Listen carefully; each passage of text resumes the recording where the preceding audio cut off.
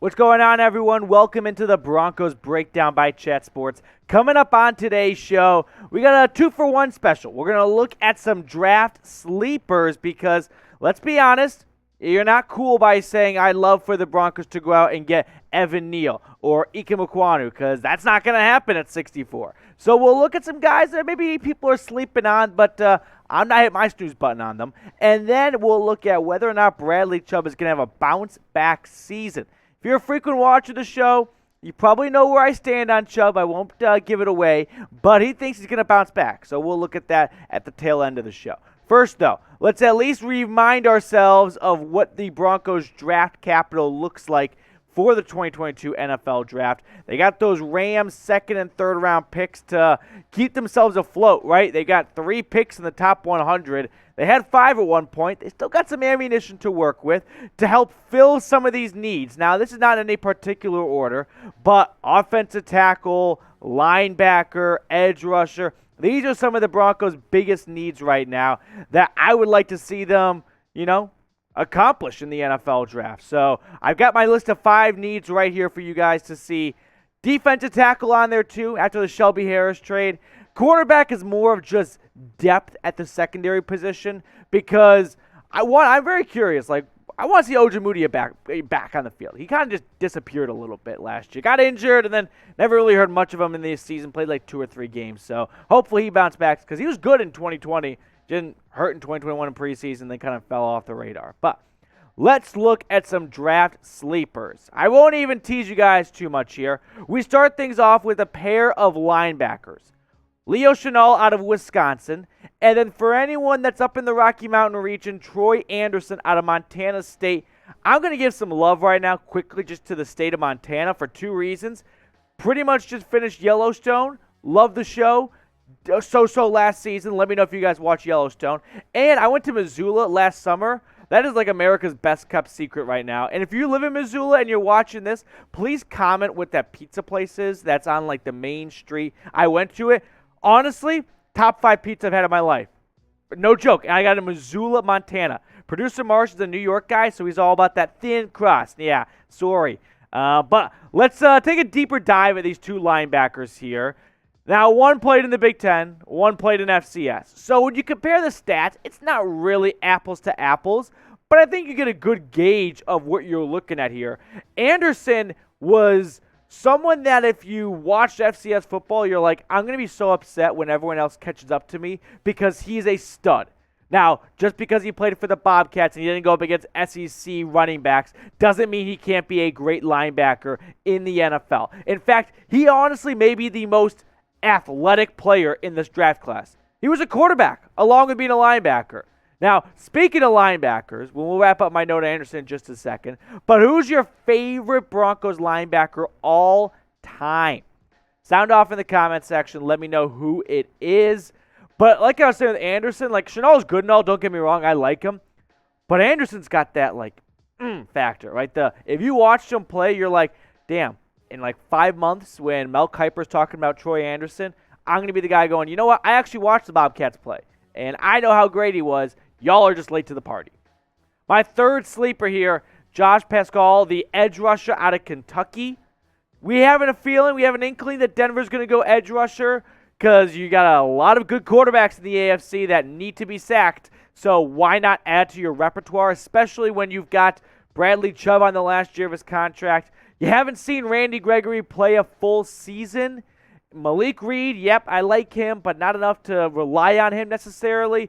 And then you've got Cooper and Jonathan Cooper and Baron Browning. So those are the numbers from Pascal in 2021. He was a longtime starter and player for the Kentucky Wildcats in Lexington.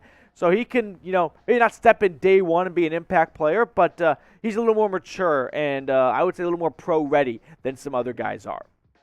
Another sleeper here, tight end, Charlie Kolar. So out of Iowa State, Denver lost Noah Fant in that Russell Wilson trade. So will they try to replace him in the draft? And Kolar, in his career at Ames, 23 touchdowns.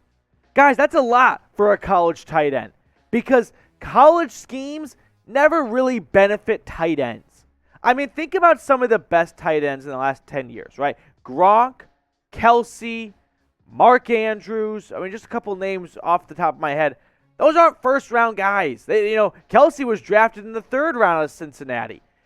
You just don't see enough out of tight ends in college to make you fall in love with them. He could be that guy. Now, we also talked about Denver drafting Trey McBride yesterday out of Colorado State. Let's say Denver goes, you know what? We like Kohler so much, and we can get him in the 3rd round, that we'll take an edge rusher in round 2 and still fulfill the tight end need by taking Kohler. So I've shown you, this sounds weird, 4 of my sleepers. Not going to do that again. We all remember. But let me know who your top draft sleeper is overall. Do not come at me with like Derek Stingley or Sauce Gardner. No, you got to be a little more unique than that. No first-round names here. No early second-rounders too. I'm going to challenge you guys here. Who's your top draft sleeper? Let me know down below in the comment section. If you're coming across our welcome, our tiny little humble abode here at the Broncos Breakdown, and you haven't subscribed yet, go ahead and do so. Comment me, and what I'll do is I'll give you a shout-out on a show this weekend. That way you can be a part of the show, because I think that's what makes the Broncos Breakdown under the Chat Sports umbrella so great. It's all about interacting. It's a two-way conversation. It's not just ESPN Stephen A. yelling at you, right, where you're just like, why are you yelling at me? No. We love to interact with our subscribers, with our loyal watchers, so join the party if you haven't already. My 5th and final sleeper, Pierre Strong Jr. All right, here's how you know he's good. When producer Marshall and I started getting ready for the show, he didn't say much, and then he goes, oh, you're going to talk about Pierre Strong? I was like, yeah, why? He goes, dude, that guy is fast. And if someone who had no inkling of what the show is about wanted to contribute that, yeah, he is pretty fast. And so he did a lot of great things for the Jackrabbits at at South Dakota State. The guy rushed for a ton of yards, and the Broncos need a second running back, okay? I mean, I don't know about you. I don't have a ton of faith in Mike Boone. Like, I'm sorry, Mike. I don't know how ready I am to see you be Javonte Williams' Robin, okay? Pierre Strong did a lot of phenomenal things in his last season at South Dakota State. 1,600 yards last year, 240 carries, 7 average, 18 touchdowns. So he can do a phenomenal amount of things on the ground with those speedy legs. And he was a Jackrabbits, quick like 14 Jackrabbits. That's what my middle school history teacher used to say when people were late coming into class. He was from Kansas. Like, get in here like quick 14 Jackrabbits. So I think it's destiny. I think Denver's got to draft him now. And his name's Pierre, capital South Dakota. I wonder if that's why they named him. I just kind of popped in my head. Next up, though, coming up on today's show, we'll talk about U.S. Capitals another day. But we're going to get a Bradley Chubb bounce-back season. I have, hand up, talked about trading Bradley Chubb, and it's not gone well with some of you guys, and that's fine. We can disagree here. But we'll look at whether or not we're going to get a full 2018 version of himself in just a moment. But we're talking about the NFL draft, so why not rep the same lids and helmets that the future Denver Broncos players are going to be wearing? You can get the exact, same hats there from, what is it, Fansided? What's it from, Marshall? The NFL hats.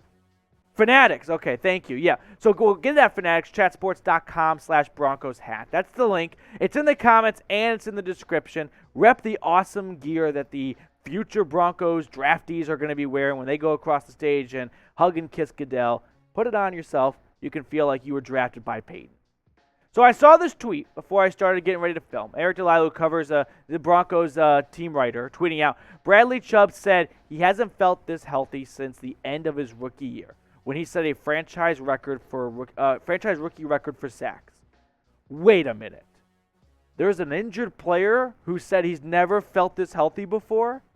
There's no way that's ever been said before in order to gas himself up. He's also not in the last year of his contract, right? That can't be a coincidence. All right, I'm having fun here. But what do you think about this? Will Bradley Chubb have a bounce-back season? Like, are we going to get that 2018 version where it's like, you know what? That looks like a pretty good fifth overall pick out of NC State. Y for yes or N for no. Like I was saying, though, listen, if any time you hear a pro athlete say, I've never felt healthier before after coming off an injury season, you can kind of call cap. You're like, all right, we get it. Like, you're trying to boost your value and brand and image up a little bit right now so that when you're a free agent next year, teams are not thinking of you as that injured guy, but as the player who's like, I've never felt this good before. Really? Like, what about like your sophomore year of high school before you had any injuries? I bet you felt pretty good then. I get a little like, don't read too much into, dude, he said he's never felt this good. Yeah, I bet he's going to say that next offseason and the season after that, because that's what, it's not just Bradley Chubb. Every pro player does this, especially after they come off an injury-plagued season. Where last year, you look at his stats here, just 7 games played, no sacks. He had an interception, though. Remember the Chargers game? How are you a 5th overall pick? And no sacks, but interception. What a weird stat line. But we go back to that 2018 season where he had 12 sacks. And like Eric said, it's a franchise rookie record for Denver. 1 sack after that. That was the injury-plagued season, cut short early. And then 2020, when Von Miller was out, he only had 7.5 sacks, so you felt the pressure get shifted to Chubb. And he's like, sure, I really wish Von was on the other side of the line right now. So, listen, I hope that I'm wrong, because if you've watched previous shows before here on the channel, I have talked about trading Bradley Chubb to move up in the draft and reset a little bit at edge rusher. Get a younger defensive end, get a younger outside linebacker, and dial the clock back a little bit. Get a guy who's got 4 years on his contract as opposed to Chubb, who's on his last year of his deal. And let's be honest, we haven't seen the 2018 version of Chubb. We've all been waiting to see consistency, right? That's what we're waiting for. I want to see consistent 2018, or at least bogey 2018. We got to get double bogey 2018 in the last couple of years. And it's not all his fault. The injuries suck. And he's missed Von Miller for a year and a half of the last 2 years. So that's understandable. But it's the NFL. When you are paid a lot of money, people want expectations. And people have high expectations and want big things out of you. That's going to do it for us on today's show. Hope you guys enjoyed. And appreciate you spending your time with me on, Thursday afternoon? I thought it was Friday until about 3 hours ago. It was like the episode in The Office when Dwight thought it was 1 day later. I was walking around like it's the weekend, and then I was wrong. So that's where I'm at right now. Hit that big red button, subscribe. We'll catch you later with more Broncos news and rumors.